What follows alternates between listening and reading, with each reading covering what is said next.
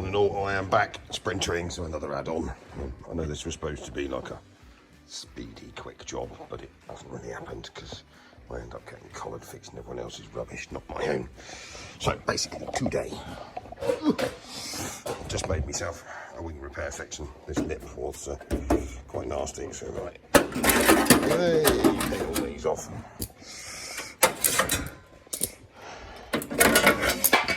Cut the edge off of it, and then I've shrinked and stretched and rolled myself a new wheel arch lip to attach. So she's got to go in there, a little bit more trimming to do. The footwell, I think, as you'll see from a little bit earlier in the video, is in. I've been out in the yard yesterday while I hacked myself a bit more of a repair panel because I want sort of that section there. I don't need the bottom, it's the back corner I need. So it's just sort of shrink a stretcher. I've got two of them. That one's set to shrink in, the other one's set to stretch in. He's over here. And then, excuse the state of the workshop, it's been a fairly manic week. And then Met's Tools bead roller, real handy thing. I mean, they're about 300 quid.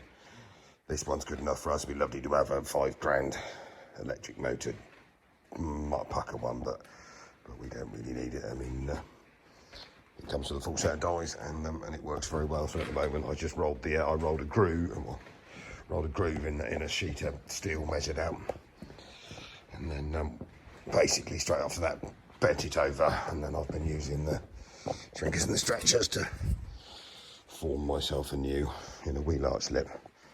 So I'm going to. It's Sunday again. I do like working Sundays. Madam's got her mates round at home, so it's an ideal opportunity to creep off and go and play with man stuff.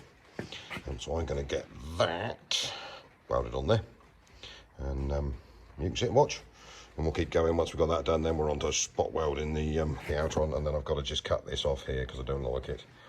Make the end of the sill fit, because obviously that's the sill repair section, good old central panels again, but he's really primarily designed for a van, so we have to adjust that end down there to make it fit a 0310 chassis cab. And then by the end of that, for a bit of rust curage, radiator change, because we seem to be missing a radiator mounting bracket has snapped off some point in its life. Bit of bodywork refitting. I've got some nice doors. I'm going to take these off. I'm sure we did one door for it a while ago. Actually, since I did that, I managed to buy a pair of solid doors, one of the paintwork love. So what I'm going to do is get on. Once this is finished, then chuck the cab back together, coat of paint, make it look pretty, remove all the cat lights and the rubbish off the roof, and then I'll be back to sorting this body out because I don't like that. Why someone decided to paint an aluminium body black, I shall never know, but right, anyway, time-lapsing, weldy, bashy stuff.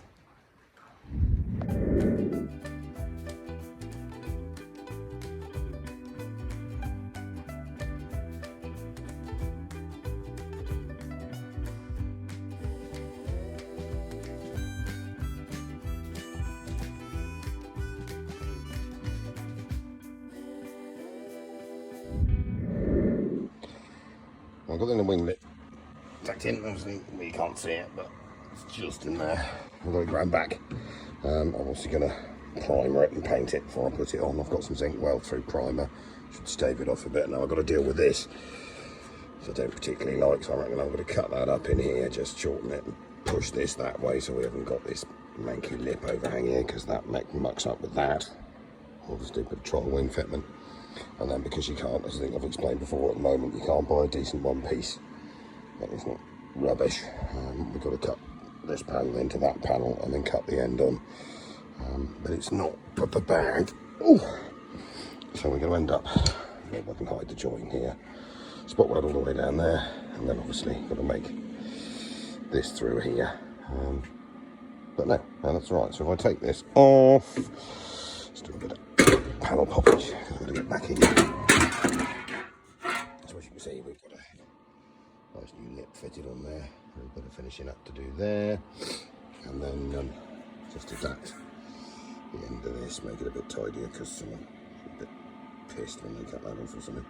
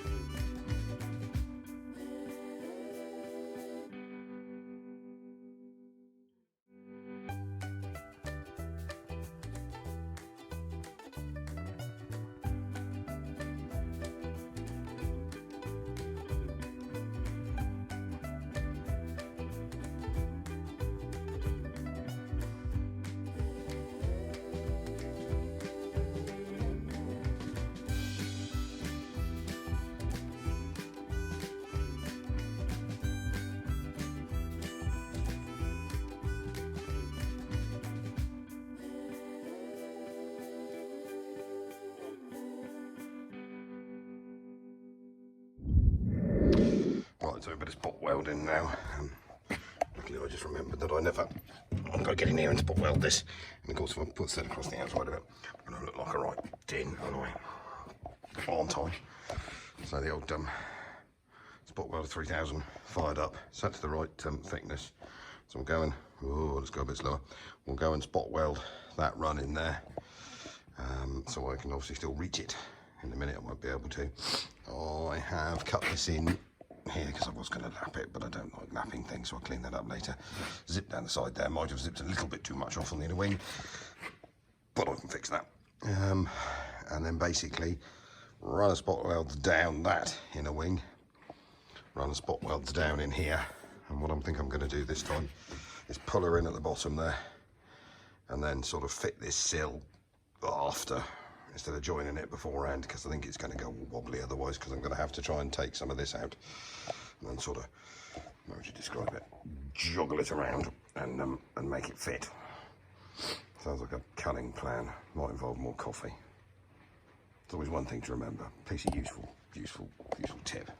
When grinding and having cups of coffee, always remember to point your grinder stuff away from your coffee, because otherwise if you grind that way, what you do is fill your coffee full of bits of stuff, take a mouthful, bit minky, not the best, not good.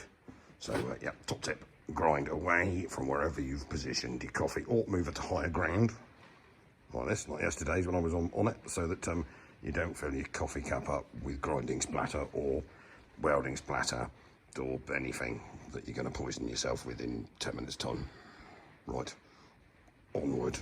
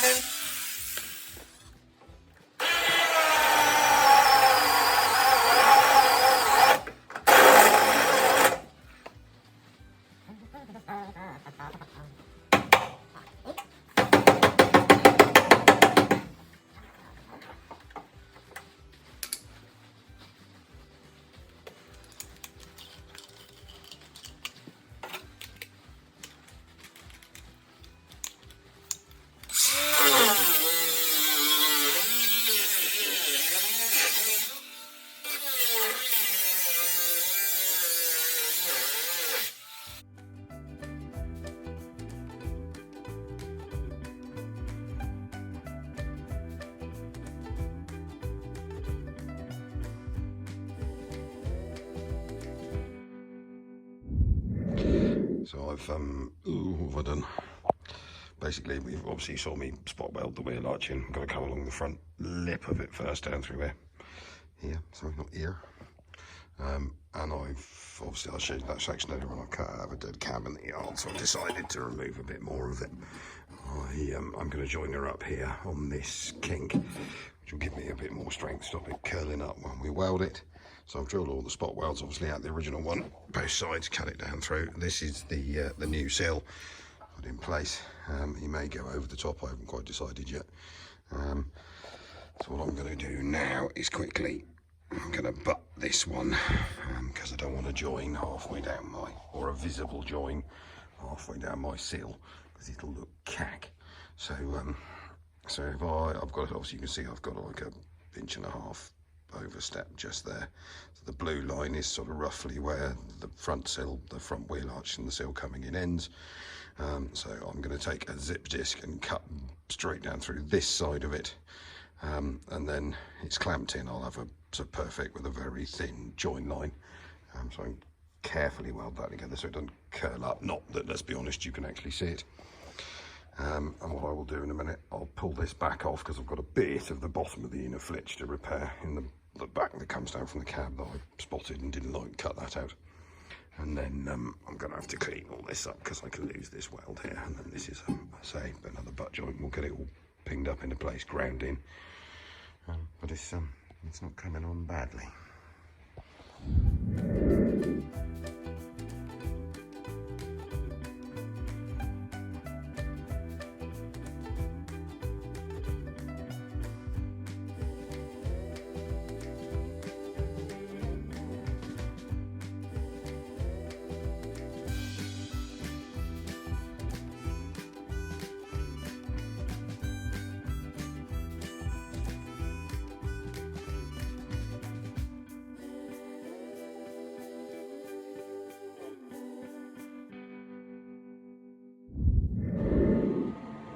Right, so we've got this cab corner tacked in.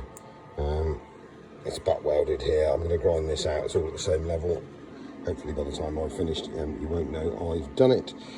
I've sorted out the last of the leg on the inside, and basically we're going for this outer sill. That's the last 1, 2, 3 bits of actual panel welding, and the rest of it's a spot. So I'm going to clean it out. I don't particularly like lapping these over the top of each other, but I think it'll work. If I make sure it's all sealed up properly behind, it shouldn't rust. Then it gives me a nice edge down here. We'll weld across here, clean it up, and hopefully with a wee skim of filler you won't even know I've been there.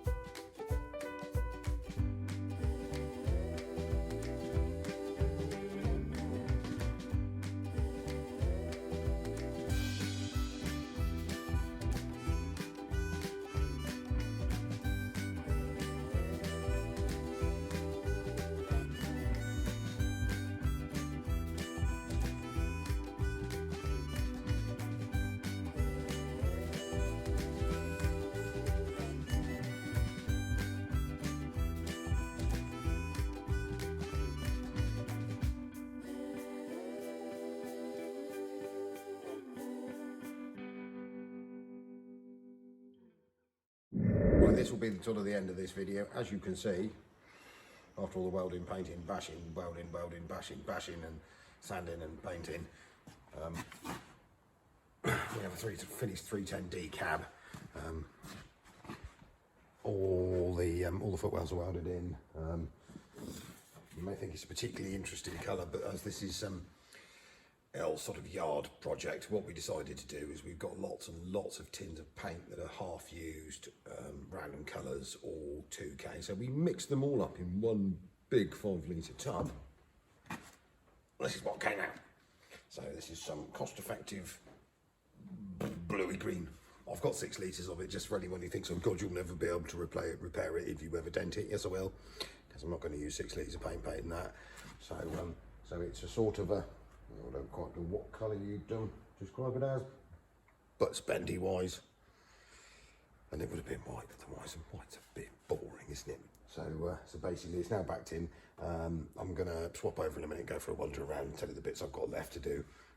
That'll be the next video on this, which in theory should be the last one for bringing the old girl back to life. We've got to do a bit of de-gooing on the back here to get rid of all this nasty black stuff, fit some wheel arches and stuff, but that's not really very interesting. But the next one will be refitting all the bodywork, which is to say painted and got to be painted and put back on. We've just blew the cab over the other night. Mechanically she's perfect. I've got a bit of cab refitting to do, and hopefully when done, make a really nice usable truck. Right, I will leave it there. I'll go for a wander around now and show you the bits we painted, show how it came out, and I might have a wander out in the yard because we have just finished another vehicle, and I'll show you that whilst I'm at it. As you can see, I quickly sanded over the cab.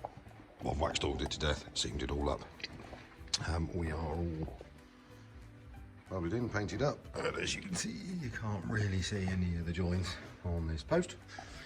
And then if we quickly whiz around here, the windscreen panel came out really nice. And then on this side, same again, so all painted, and we're just in the processes of putting the old goat back together. So didn't come out badly at all. Well, this might interest a few people. This was project 308 T1. We've been doing for about probably 2 years. It came in just before the lockdowns off of a friend of mine. I'm sure you've seen it in the background, and we probably haven't got enough video footage to do a whole series on it. But basically this was, when it came in, it's a Dutch registered super long wheelbase 308D. So originally 2.1 or 2.2601, and would have had, or it did have when it came in. Obviously these vans were not available in the UK market. UK long wheelbase is this panel, end of this panel here with a bit on the back. European, you got a van that was one longer, but there was only one downside. That what they did was, Mercedes did, was use a 410 body shell. So here you had the big floppy 410 wheel arch. I'll chuck a quick couple of photographs in now so you know what I'm talking about. But the 410 of course is 4.6 tons and twin rear wheels. So when they did this sort of 308 long wheelbase version, it had the big floppy wheel arches and the big outer, but a single wheel, and they look rubbish. So what we decided to do for the customer is we've actually scarfed, cut in, repaired, ball the back, and then put steel sort of UK spec 308D, 310D wheel arches in it. I don't know about you, but I think, it's had a complete respray top to bottom. We've also done some other stuff. We've twinned the fuel tanks. So this is, obviously the other side was standard factory. This one is a whole section cut out of another vehicle out the back.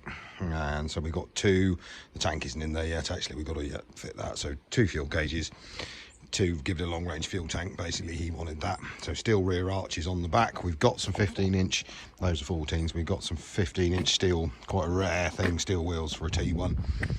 They're just at the blasters, being blasted and powder coated.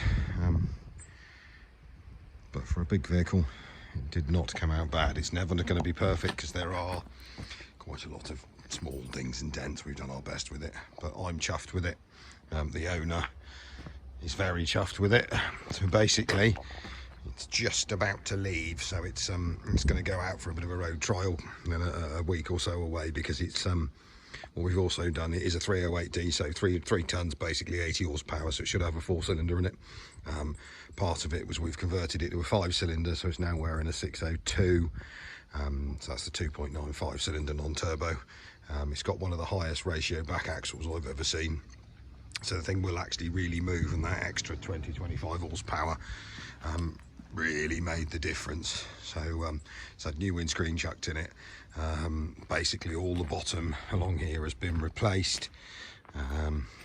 and I would hope that as you say, you wouldn't know. So this has all been replaced.